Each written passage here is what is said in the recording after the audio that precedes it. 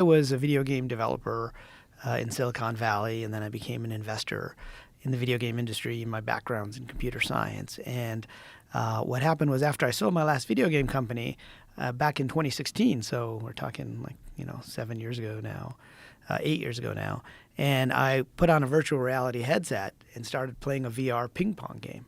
Right, now, these headsets were even bigger than they are now, and they were wired. So there's no mistaking you're in virtual reality. But what happened was that the ping pong game was so realistic that for a moment my brain forgot that this wasn't a real game of table tennis. So much so that I tried to put the paddle down on the table, and I tried to lean against the table. But, of course, there was no table. So the controller fell to the floor, and I almost fell over. I had to do one of these double takes like, oh, wait, I'm just in VR, right?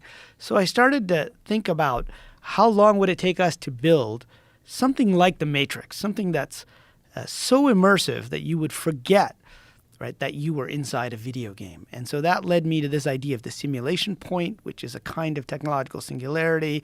But then I started to research things like quantum physics and some of the mysteries around, the observer effect and quantum mechanics. And then I started to look at all the world's religions, and I realized that they're all kind of saying the same thing, which is that there is no physical universe. And so, that led me to the conclusion that we are most likely inside some kind of a computer simulation or a massively multiplayer video game, depending on how you look at it. But where did that simulation come from if we are inside of it? Well, that's the big question, right? And there's two versions of simulation theory. And, I teach a class on this at Arizona State University. It's probably the first college-level class about simulation theory, and it kind of pulls in science fiction, religion, philosophy, and technology. But one of the key distinctions I tell my students to make, because it's not talked about a lot with simulation theory, is what I call the NPC versus the RPG versions of simulation theory. Okay. Right. So NPC, as you probably know, means non-player characters within video games. So those are the AIs in the video game. The bartenders, the people you're beating up, the opponents, all of that stuff. But basically, they're just code and they're AI. Then there's the RPG version, which is that we are actually doing a role-playing game. Right. So you exist outside the game, and then you have a character or avatar inside the game. So it's just like what we would consider an MMORPG today, right? Except with more sophisticated technology. And so in that case, you get a little bit of a different answer than if you talk about an NPC-only type of simulation, right? Because that's just running on a computer, and we're all AI in that case. Now, the two aren't mutually exclusive, right? In a video game like Fortnite or whatever, World of Warcraft, you have NPCs and you have PCs or player characters, right? So you've got both of those things going on.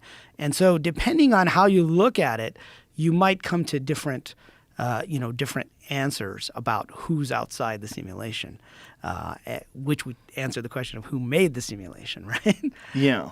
So in the first case, you basically say that if we can get to the point where we can build these simulations, what I call the simulation point. So I call that a kind of technological singularity. Now, we've heard the term singularity mostly because of AI and super intelligent AI, right? And AI is going to take over the world. But the guy who defined the term was actually a computer scientist who became a science fiction writer named Werner Vinge. In fact, he just passed away like a month ago or something. He was a real pioneer in science fiction and the cyberpunk kind of subgenre or so. And so he said the singularity happens when technology increases exponentially to the point where everything will be different for humans after that point.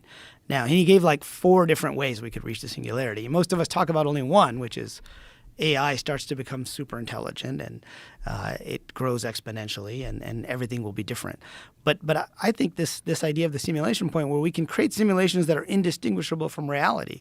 And I lay out 10 stages in my book of all the technology we would need, including brain-computer interfaces in the Matrix, right? So or Neuralink. Or Neuralink, right. We're getting there, right? We're very close. We're at the beginning of that whole phase. And so that's stage 8, stage 7 and stage 8 on the way to the simulation point. And, being able to read, but also then being able to write memories as well. And then so the definition of the simulation point is being able to create a virtual reality that is indistinguishable from physical reality with AI characters that are indistinguishable from biological characters. So, you wouldn't be able to tell you're talking to an NPC, basically. Right. We're getting closer to that already, right? Yes. Yeah, I mean, there's like companies out there doing smart NPCs now inside video games. Right, but what would be the difference between looking at what is possible in the future and making either a hypothesis or suggesting that has already taken place? Right, so that's kind of the leap, right, that you need to make, which is to say that if we can do it, now let's imagine a civilization that was 1,000,000 years ahead of us, 1,000 years ahead of us. Yeah. Even 200 years ahead of us, right? But certainly 1,000 years ahead of us. So where will computers be in 1,000 years?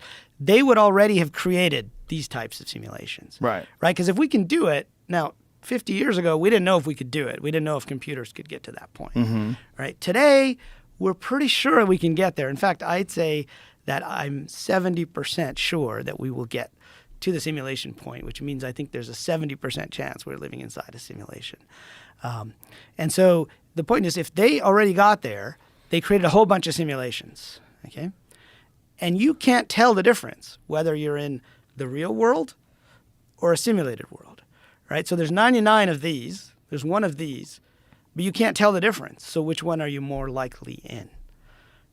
Just statistically speaking now, we're not even projecting the technology forward. We're just saying it's more likely you're in one of the 99 than the one because there's so many more of these, right? Sort of. If you can't tell the difference, right? If you can't tell the difference. But there's so many things you have to think about, right? There's so many things you have to take into consideration. One of them is we don't have a straight linear line from the moment that we're born to the moment that we exist in currently. The reason being is that we go to sleep every night. Right. It's a weird thing. We shut off every night. Yep. And we wake up intermittently, and you go back to bed. Maybe you have to pee. Maybe you're thirsty. You go back to bed.